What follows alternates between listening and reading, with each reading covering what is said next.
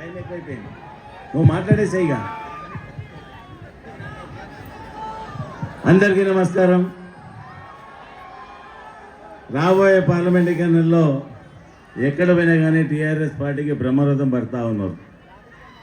మీ ఆనందం ఇవన్నీ చూస్తే ఆల్రెడీ ఎన్నికలలో విజయం సాధించినంత సంతోషం కలుగుతోంది. ఈ టెంపోను రాబోయే 10 రోజులు ఏమాత్రం తగ్గకుండా పెంచే ప్రయత్నం చేశాను, కానీ తక్కువ చేసే ప్రయత్నం చేయకుండా మెయింటైన్ చేయాలి. గ్యారంటీగా 1,00,000 పైన ఓట్లతో గెలుస్తూ ఉన్నాం మనం. మీ అందరి ఆశీర్వాద బలం, ఇక్కడ ప్రధానిగా బలం అంతా సికింద్రాబాద్ పార్లమెంటరీ కాన్స్టిట్యూన్సీలో ఉన్న ప్రజలందరూ కూడా సంపూర్ణమైన మద్దతు తెలుపుతూ ఉన్నారు. గ్యారంటీగా ఓ చరిత్ర లిఖించబోతాం మనం సికింద్రాబాద్ పార్లమెంట్ గెలిచి. టెంపోని తగ్గకుండా ఇది ఖచ్చితంగా మెయింటైన్ చేయండి. ముఖ్యంగా మహిళా సోదరులు మీరంతా కూడా ఎక్కడ పోయినా కానీ జెంట్స్ కంటే ఎక్కువ మీ సహకారమే బాగుందామా. ఈ ఎన్నికలలో కూడా టీఆర్ఎస్ పార్టీకి సపోర్ట్ చేస్తారని ఆశిస్తూ మన వర్కింగ్ ప్రెసిడెంట్ రామారావు గారిని మాట్లాడవలసిందిగా కోరుతా ఉన్నాను. జై తెలంగాణ, జై తెలంగాణ. అన్ని పిడికిలు ఎత్తే వరకు నేను పోను ఇక్కడి నుంచి, మీ ఇష్టం. జై తెలంగాణ, జై తెలంగాణ. కారు గుర్తుకే, కారు గుర్తుకే, పద్మారావు గారి కారు గుర్తుకే. సరే, నేను వచ్చిన పని అయిపోయింది, బయలుదేరుతాం. ఇక గౌరవనీయులు పెద్దలు, జూబ్లీ హిల్స్ శాసనసభ్యులు, హైదరాబాద్ బీఆర్ఎస్ పార్టీ అధ్యక్షులు సోదరులు మాగంటి గోపీనాథ్ గారికి, గౌరవనీయులు పెద్దలు, మీ అందరి ఆశీస్సులతో, మీ అందరి ప్రేమతో, మీ అందరి ఓటుతో కాబోయే సికింద్రాబాద్ పార్లమెంట్ సభ్యులు గౌరవనీయులు అన్న పద్మారావు గారికి, జూబ్లీ హిల్స్ మాజీ శాసనసభ్యుడు తమ్ముడు, మీ అందరికీ సుపరిచితుడు విష్ణువర్ధన్ రెడ్డి గారికి, స్థానిక కార్పొరేటర్లు సోదరి దేదీప్య గారు, రాజ్ కుమార్ పటేల్ గారు, మా సోహేల్ భాయ్ గారు, వేదిక పైన ఉన్న పెద్దలందరికీ, వేదిక ముందున్న మా ఆడబిడ్డలకు, అన్నాదమ్ముళ్లకు ఆలస్యంగా వచ్చినందుకు ముందుగా మన్నించాలని కోరుతూ, మీ ప్రేమకు, మీ అభిమానానికి హృదయపూర్వకంగా తల వంచి నమస్కారాలు, ధన్యవాదాలు కూడా నేను తెలియజేస్తా ఉన్నా. జై తెలంగాణ. సరిగ్గా 4.5 నెలల కిందట ఇక్కడనే ఒక ప్రచార సభ పెట్టుకున్నాం. గోపీనాథ్ గారిని గెలిపించండి, మీరు గోపీని గెలిపించినట్టయితే రాష్ట్రంలో మన ప్రభుత్వం వచ్చినట్టయితే తప్పకుండా మరింత అద్భుతంగా హైదరాబాద్ నగరాన్ని, ఈ రాష్ట్రాన్ని తీర్చిదిద్దుకుందాం, పేదలను కడుపులో పెట్టుకొని చూసుకుంటాం బ్రహ్మాండంగా. 10 ఏళ్లు కేసీఆర్ గారికి మీరు ఏదైతే అవకాశం ఇచ్చినారో అంతకంటే ఇంకా బాగా రాబోయే 5 ఏళ్లు చేస్తామని చెప్పి నేను ఇక్కడికే వచ్చినా, శ్రీరామ్ నగర్కి వచ్చి ఆనాడు ఓటు అడిగితే మీరు గోపీనాథ్ గారికి మరి బ్రహ్మాండమైన మెజారిటీ ఇచ్చి గెలిపించినందుకు ముందుగా మీ అందరికీ కూడా పేరు పేరున ధన్యవాదాలు తెలియజేసుకుంటా ఉన్నా. హైదరాబాద్ లో మొత్తం జిహెచ్ఎంసీ పరిధిలో 24 సీట్లుంటే 24 సీట్లలో ఒక్క సీటు కూడా కాంగ్రెస్ పార్టీకి ఇవ్వకుండా 16 సీట్లు ఈ గులాబీ జెండాకి ఇచ్చినందుకు హైదరాబాద్ ప్రజలకు నేను శతదా సర్వదా మీకు పాదాభివందనం చేస్తూ మీకు రుణపడి ఉంటామని చెప్పి కూడా ఈ సందర్భంగా తెలియజేస్తా ఉన్నా. సరే, మీరు నమ్మలేదు, కాంగ్రెస్ దొంగ మాటలు నమ్మలేదు, బీజేపీ వాళ్ళ మాటలు కూడా నమ్మలేదు. నమ్మకుండా కేసీఆర్ గారి నాయకత్వం అయితేనే తెలంగాణకి న్యాయం జరుగుతుంది, హైదరాబాద్ విశ్వనగరం కావాలి అంటే 10 ఏళ్లలో కేసీఆర్ గారి నాయకత్వంలో ఎట్లా అయితే ముందుకు పోయినామో అట్లాగే ముందుకు పోవాలని మీరు ఆలోచన చేసినారు. కానీ జిల్లాలలో పాపం మోసపోయినారు కాంగ్రెస్ చేతిలో ప్రజలు. అరి చేతిలో వైకుంఠం చూపెట్టింది కాంగ్రెస్ పార్టీ. నోటికొచ్చిన హామీలు, అలవిగాని హామీలు, నోటికొచ్చిన హామీలు ఇష్టం ఉన్నట్టు చెప్పినారు.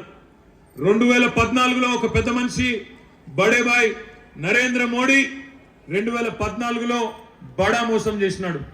ఆనాడు ఏం చెప్పినాడు ఆయన? ఆప్ సభీ లోగోంకో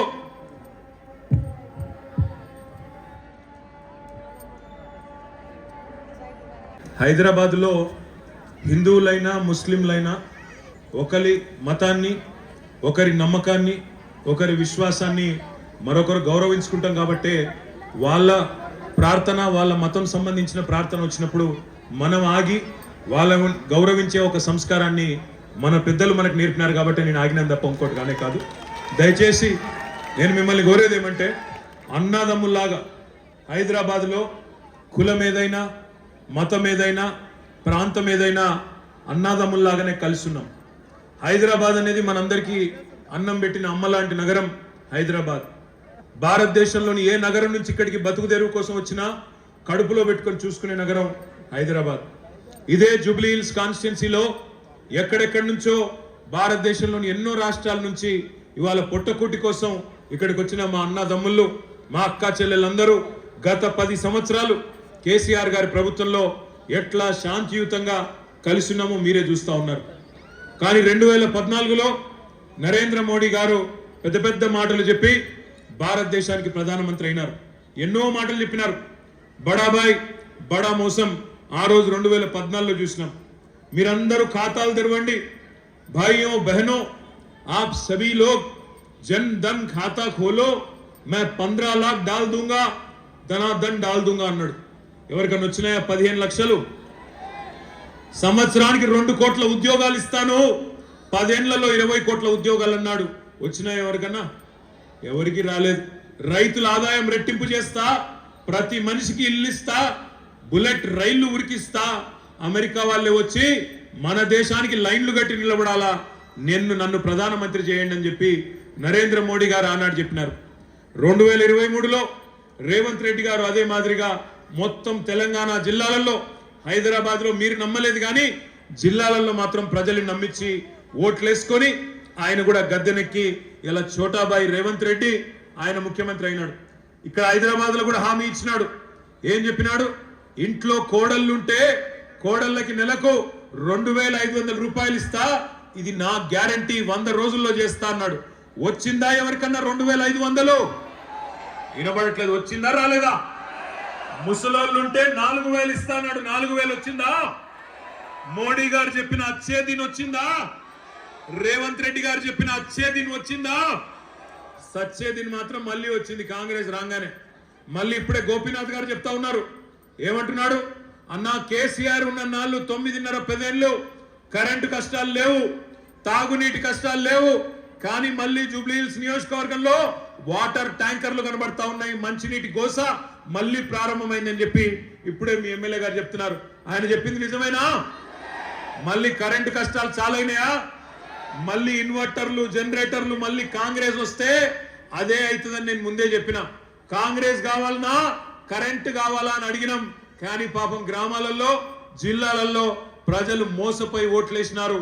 కానీ వాళ్ళు కూడా తెలుసుకున్నారు. జిల్లాలలో కేసీఆర్ గారు బయలుదేరి బస్సు యాత్రలో ఇవాళ జిల్లాలకు పోతుంటే ఎక్కడికక్కడ బ్రహ్మరథం పడతా ఉన్నారు. ఈ పార్లమెంట్ ఎన్నికల్లో నేను మీ అందరికీ ఇచ్చే మాట ఒకటే, మొన్న కేసీఆర్ గారి ప్రభుత్వం పోయింది అనే బాధ హైదరాబాద్ లోని ప్రతి ఒక్కరికి, గులాబీ జెండాకు ఓటేసిన ప్రతి ఒక్కరికి అయ్యో ఎంత పని జరిగింది అనే బాధ ఉన్నదా లేదా? అందుకే నేను మిమ్మల్ని అందరినీ కోరేది ఒకటే, మీరు మాకు 10-12 పార్లమెంట్ సీట్లు అప్పచెప్పండి. సంవత్సరం తిరిగే లోపల కేసీఆర్ గారు తిరిగి మళ్ళీ రాష్ట్ర రాజకీయాన్ని శాసించే పరిస్థితి సంవత్సరం లోపలనే వస్తుంది. ఇవాళ ఒక అద్భుతమైన నాయకుడు పద్మారావు గౌడ్ గారు మరి కేసీఆర్ గారితో 24 ఏళ్ళు ఒక తమ్ముడు లాగా హైదరాబాద్ లో ఎవరు లేనప్పుడు కూడా గులాబీ జెండాను ఎత్తుకొని ముందుకొచ్చిన నాయకుడు పద్మారావు గారు. ఇవాళ అట్లాంటి పద్మారావు గౌడ్ గారిని గౌరవనీయులు పెద్దలు కేసీఆర్ గారు సికింద్రాబాద్ పార్లమెంట్ అభ్యర్థిగా మీ దగ్గరికి పంపినారు. నేను మీతో ప్రార్థించేది ఒకటే, పద్మారావు గారికి కులము మతము ప్రాంతము పట్టింపులు లేవు. హిందువులైనా ముస్లింలైనా ఎవరైనా నా వాళ్ళే అనుకుంటాడు. కేసీఆర్ గారికి ఇచ్చిన గీత దాటకుండా ఎన్నటికైనా కింద పడ్డా మీద పడ్డా, ఎన్ని ఎత్తు పల్లాలు వచ్చినా, ఎన్ని ఎదురు దెబ్బలు తగిలినా కేసీఆర్ వెంబటే నడిచిన నాయకుడు పద్మారావు గారు ఇక్కడ ఉన్నారు. అదే విధంగా అవతల కాంగ్రెస్ లో నిన్నగాక మొన్న ఖైరతాబాద్ లో ఈ గులాబీ కండువా కప్పుకొని గెలిచిన ఆయన ఇలా కాంగ్రెస్ అభ్యర్థిగా సిగ్గు లేకుండా గెలిచిన ఎమ్మెల్యే పదవికి ఖైరతాబాద్ ప్రజల తీర్పు కూడా అపహాస్యం చేస్తూ ఇలా కాంగ్రెస్ అభ్యర్థిగా మీ ముందుకు వస్తా ఉన్నాడు. నేను ఒక్కటే అడుగుతా ఉన్నా మిత్రులారా, నేను ఒక్కటే అడుగుతా ఉన్నా సోదరులారా సోదరి మనులారా, మొన్ననేమో గులాబీ కండువా కప్పుకొని గెలిచిండు, ఇలా కాంగ్రెస్ కండువా కప్పుకొని వచ్చిండు. రేపు మళ్ళీ దబ్బన మీరు ఓటేస్తే, పొరపాటున మీరు కాంగ్రెస్ కు ఓటేస్తే ఆ పెద్ద మనిషి మళ్ళీ రేపు పోయి బీజేపీలో చేరడనే గ్యారంటీ ఎవడని ఇస్తాడా? कोई गारंटी है क्या? नागेंद्र जो अभी 3 महीने पहले ये गुलाबी कंडवा पहन के जीतने वाले नागेंद्र, खैरताबाद से एमएलए बनने वाले नागेंद्र, अगर आज कांग्रेस कंडवा पहन के आ गए, अगर कल गलती से उसको वोट दे दिए, वो कांग्रेस में रहेगा या रेवंत रेड्डी साहब के साथ वो भी बीजेपी में डुबकी मारेगा? क्या गारंटी है? याद करो। एक बात कहना चाहता हूं हमारे भाइयों से, बहनों से, बहुत सारे बातें कहेंगे। रेवंत रेड्डी साहब ने कई सारे चीज कहा। उन्होंने 2500 रुपया दे दूंगा हर महिला को, 4000 दे दूंगा हर इंसान को जो वजीफा ले रहा है, ऐसे काफी सारे चीज उन्होंने कहा। आज जीत गए, चीफ मिनिस्टर बन गए। मैं पूछना चाहता हूं भाइयों, इन राहुल गांधी బాటలు నడుస్తున్నాడా లేదా మోడీ గారి బాటలు నడుస్తున్నాడా రేవంత్ రెడ్డి? ఒక్కసారి జాగ్రత్తగా ఆలోచన చేయండి. పాపం రాహుల్ గాంధీ ఏమంటాడు ఢిల్లీలో? चौकीदार चोर है अंटाడు. चौकीदार बोल तो कौन है? चौकीदार कौन है भाई?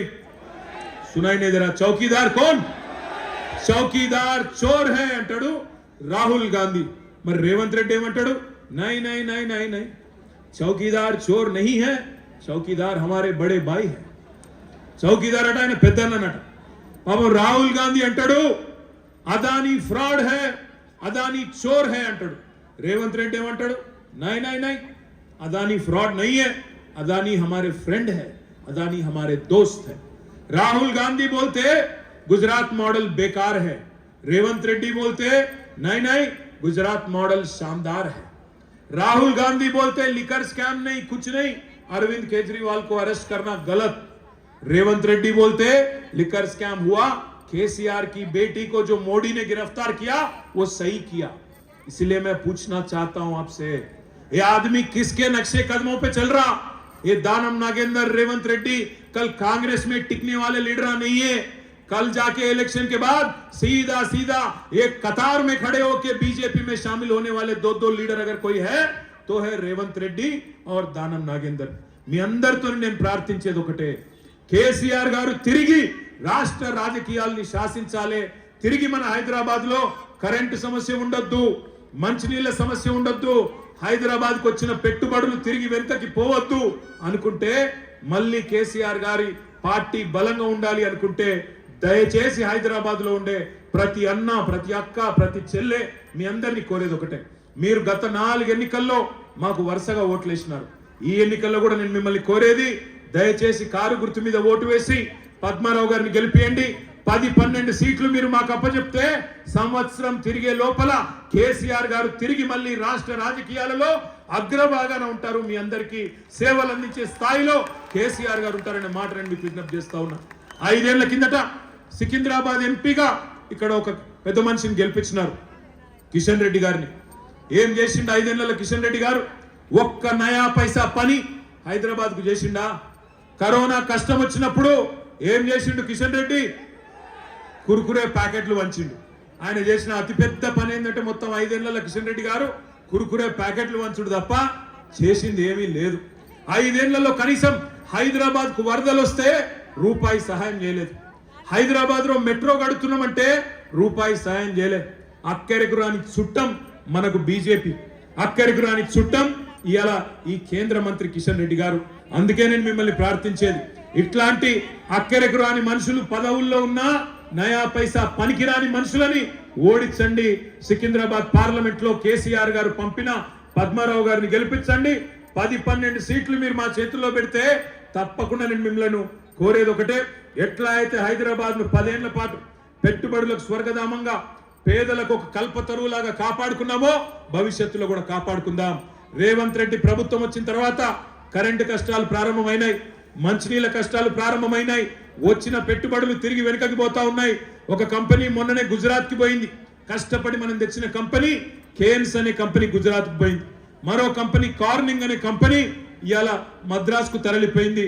కొత్త పెట్టుబడులు తేవడం కాదు, ఉన్న పెట్టుబడులే తరలిపోతా ఉంటే కూడా ఏమీ చేయలేని దద్దమ్మ ప్రభుత్వం కాంగ్రెస్ ప్రభుత్వం.